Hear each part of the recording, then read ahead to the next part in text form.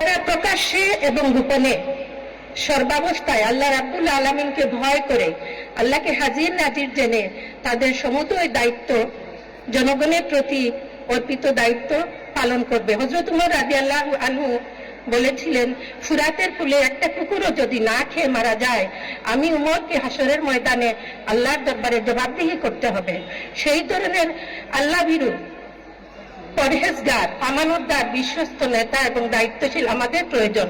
মহান আল্লাহ রাব্বুল আলামিন বলেন, নেতা এবং নাগরিক সবাইকে হতে হবে সৎ, যোগ্য, আল্লাহ ভীরু এবং আমানতদার, সৎ চরিত্রবান।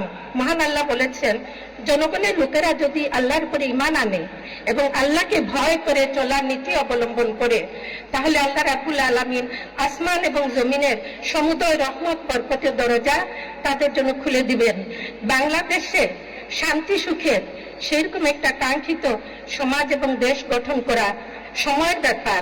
ইনশাআল্লাহ যদি আমরা সবাই ঐক্যবদ্ধ হই, আমরা সবাই যদি চেষ্টা করি, আগামী 12 তারিখে আমরা সবাই ভোট কেন্দ্রে যাব, নিজেদের বিবেকের রায় আমরা প্রদান করব এবং সৎ, যোগ্য,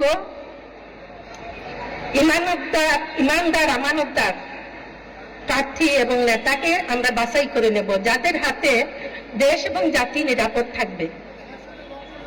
আমরা জানি ঢাকা 15 আসনের প্রার্থী জনাব ডাক্তার শফিকুর রহমান সাহেব এবং আমরা যারা এখানে উপস্থিত আছি, আমরা এই আসনের আমরা সবাই ভোটার।